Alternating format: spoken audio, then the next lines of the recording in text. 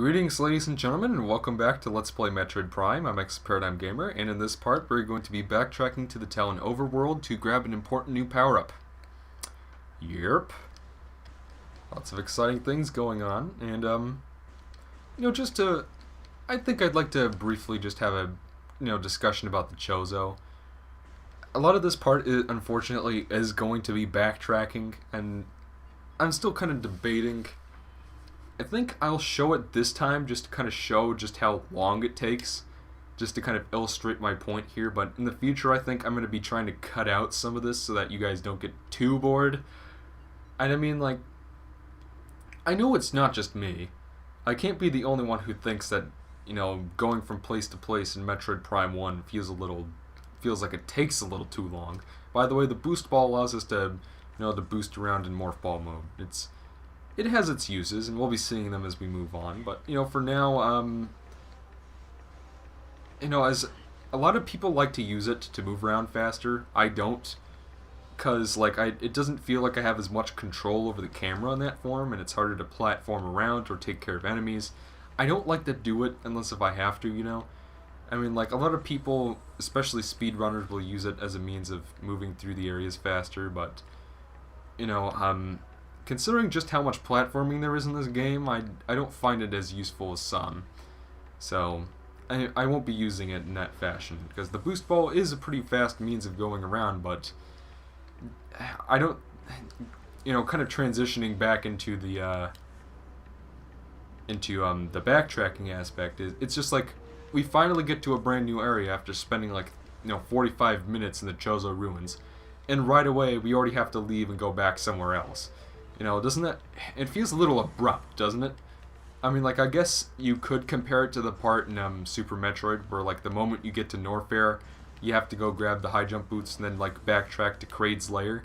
But Kraid's lair is, right next to the entrance of Norfair, so it's not really that bad, And then there are occasions that are similar in the games, but for the most part, it doesn't take... There are more shortcuts.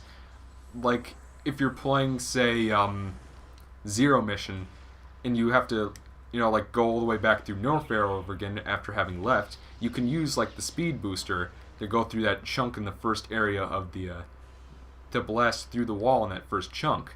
It doesn't take that long to backtrack in the 2D games in Prime 2 and 3. But here, and this is that other room I was talking about. I mean, look at this. Why does this room exist? I know this is kind of an arbitrary, stupid thing to talk about, but if I had to pick one room in Metroid Prime, in the entire Metroid series that I hate more than any other, it's this one. I mean, it's just I have to wait for them to calm down, and then I have to jump on them, and there are these crappy-looking gargoyles on the sides of the walls. And if you miss this jump right here, you have to climb all the way back up. And then the elevator's right here afterwards, and that also goes upwards. So what was the point? Why does that exist? Who was the level designer who thought that was a good idea to make that? I don't know. Now I'm just... That really doesn't matter as much as I... Sorry about that, ladies and gentlemen. I thought that my capture card, my Hopog, had decided to fuck out on me yet again. I have very mixed feelings about the Hopog HD PVR2, which is the capture card I use, just to reiterate. It's, on one hand it's better, it can record through HDMI, it can record through composite, it can record through just about anything you could possibly imagine, except old consoles for some fucking reason. It has more functionality than my old card, which is the Elgato video capture. Not the HD version, the regular composite capture card. Because, I mean, I love the pass-through feature. Overall, I feel like it's a nice upgrade from what I used to have, but at the same time, it has its share of problems. The bigger one being that sometimes it'll just decide to stop recording partway through the part. Sometimes the little recording window that I can see in my computer will just freeze up and it'll make me think, oh, it stopped recording. But nope, it's still recording. It just decided not to work for some reason. And it's just because capture cards aren't exactly a huge area of competition, it makes me feel like the manufacturer really just didn't take the time to work out all the bugs, because it's it's a rare product and people will buy it and it's expensive, so I don't really need to try. No. I hate it when manufacturers do that. I mean, like, it's a nice enough card, but it really just, sometimes it just really leaves a lot to be desired, and I just really wish they had spent more time on that. But at any rate, we're getting close to where we need to go. Actually, I completely skipped it because I was so busy ranting about the hot dog. Or the hot dog, as I've now decided to call it. And yes, as we can see here, there's a nice looking U-bend. What is it called? Half pipe, that's what I mean to say. A half pipe here. Very smooth. In fact, if we scan it, the stone surface this lichen grows on appears too smooth to be natural. Now this is the main use of the boost ball. What it's really designed for is you can use the boost ball to move up and down these half pipes and get up to higher ground, which is actually a pretty interesting level design feature. Can I scan this? No, I can't. I thought it might be something important to the plot, but speaking of which, you can see here that this thing is made of sandstone, and if we examine some of our abilities, the Morph Ball Bomb, it tells us that the Morph Ball Bomb can easily break items made of sandstone or telluric alloy. So unlike other M, which just gives you a cheap little picture when you're in first person mode that says, "Oh, dumbass, use the bomb here," Metroid Prime's a little more sophisticated about it. It won't flat out tell you use a bomb here. It'll say, "Oh, this object is made of cordite," and if you look through your weapons, you'll see that yes, things that are made of cordite can be blown up with a super missile. Spoiler warning. But again, if you're watching this, you probably played this before already. But this is an important power-up right here. This is the space jump.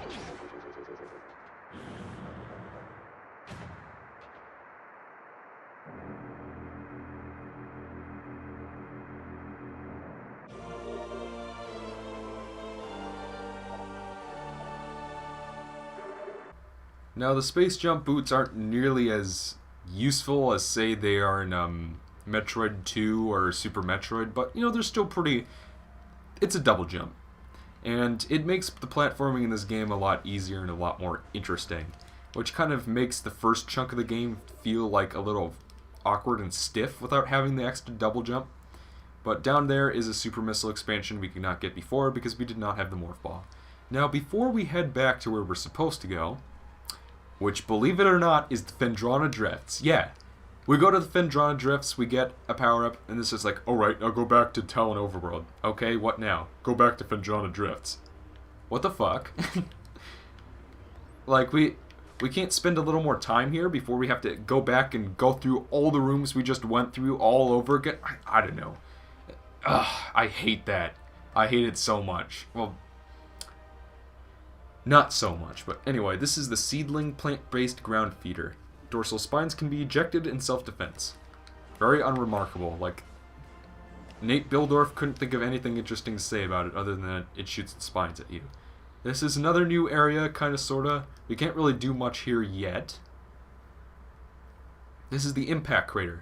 So if you can recall, we read in the Chozo lore that there was a meteor that struck Tallon 4. What's the deal with that floating island over there? Hold on. How is that floating in the air? There's a fucking floating...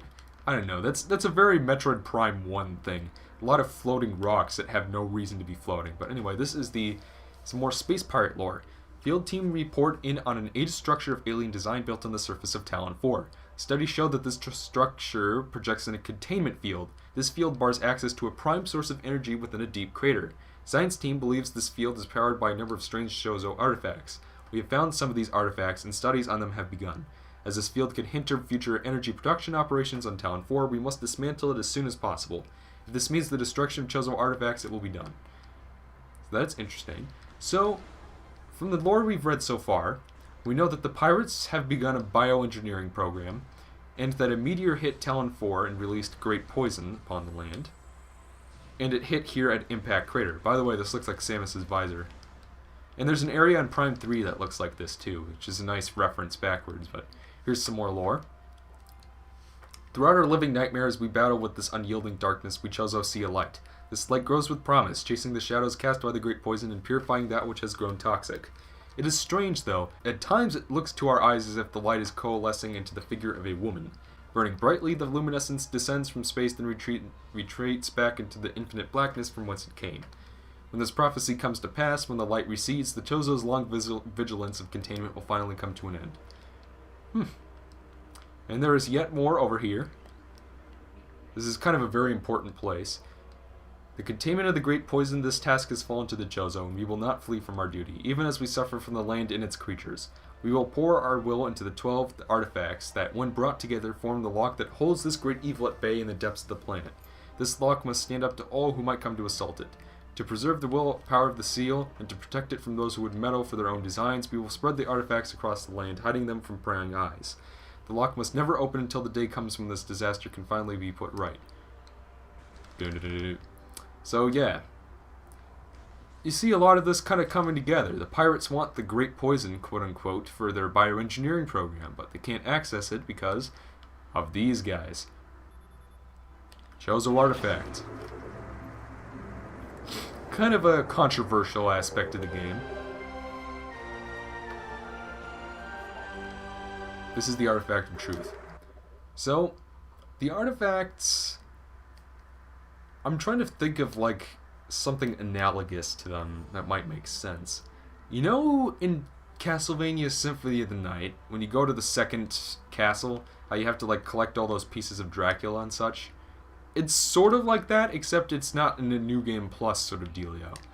What we have to do is we have to collect all 12 of these artifacts, which are hidden across Tallon 4. And you want to scan these totems on the sides of the...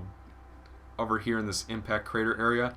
They will give you hints that you can access from the menus that tell you where they all are. I know where they all are because I've played through this game like 15 times, so...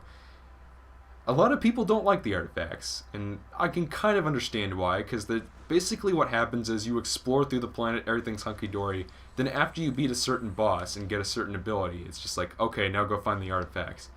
Wait, you mean that thing that hasn't been important the whole time, but all of a sudden is?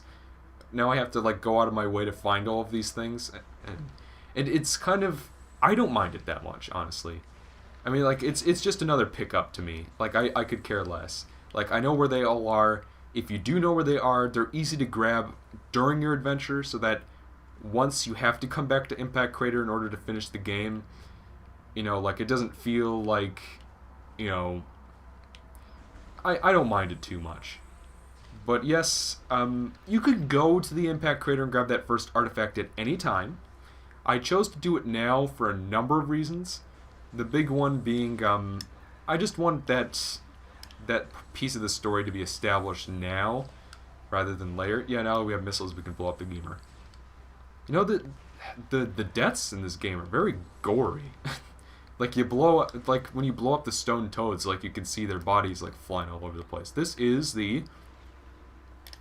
No. This is the blood flower, able to eject toxic spores. Toxins are poisonous even to the blood flower itself. 3-mouthed nodules protrude from the stalk beneath the flower, each with a rudimentary brain cluster and the ability to spew toxic fumes at anything within a 5-meter radius. The spores ejected from the stigma at the center of the flower are sufficient to kill this creature if they explode in its vicinity. So what you want to do, before I get back to what I was saying, it'll shoot those little spores at you. As long as you're locked on, you'll automatically lock onto the thing, shoot it, and then it bounces back at them. Now we're running close to about 15 minutes here, I believe. We're going to grab one more thing before we cut things off for now, and I'll probably cut us back to Phendrana. There's a missile expansion down here. Fun fact, if you're close to a power-up, it'll make like a humming noise. So like if you hear it, that means that, oh, there's something here. I don't know where it is exactly, so I still have to figure out where it is and use my brain, but I know that there's something here. I always thought that that was a nice touch.